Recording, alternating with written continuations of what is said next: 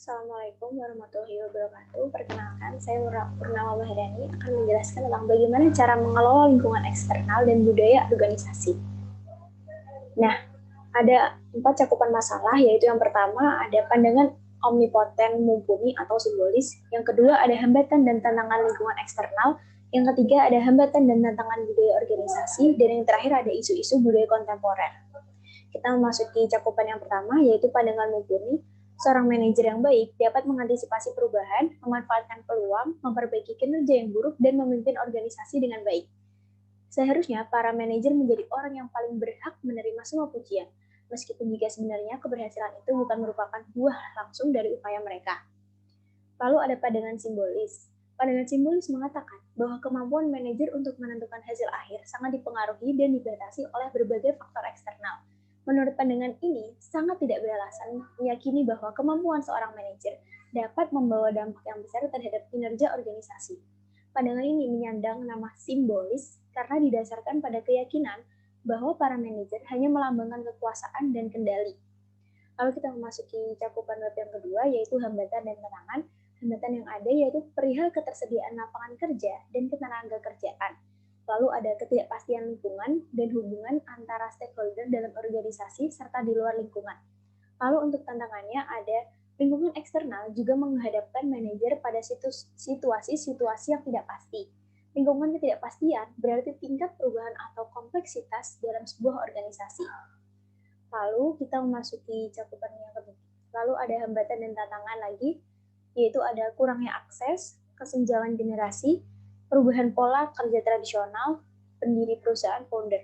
Untuk kurangnya akses, perusahaan perlu menciptakan budaya kolaborasi dan mengembangkan inovasi dalam mengembangkan perusahaan. Lalu untuk kesenjangan generasi, seharusnya ini ada menjembatani kesenjangan generasi merupakan tantangan besar bagi banyak perusahaan saat ini. Karena peningkatan jumlah tenaga kerja generasi milenial menyebabkan demografi yang lebih luas dan beragam secara digital.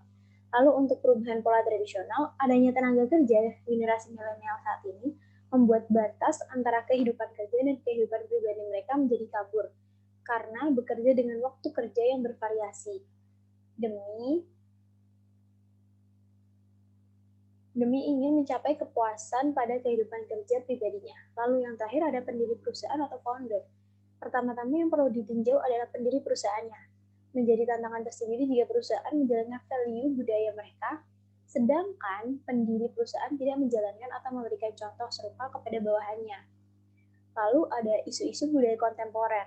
Ada budaya beretika, budaya inovatif, lalu ada budaya kepuasan pelanggan, lalu ada budaya menjunjung kebinekaan.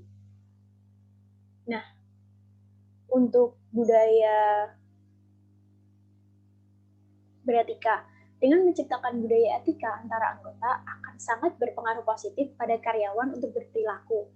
Salah satunya adalah budaya saling bertoleransi terhadap resiko, sehingga dapat memberikan penekanan yang sama kuat pada hasil prosesnya. Lalu untuk budaya inovatif, kreatif dan inovatif pada organisasi mampu meningkatkan kualitas organisasi tersebut. Dengan komunikasi, kreativitas mampu mewujudkan organisasi yang inovatif. Lalu budaya yang ketiga ada budaya kepuasan pelanggan.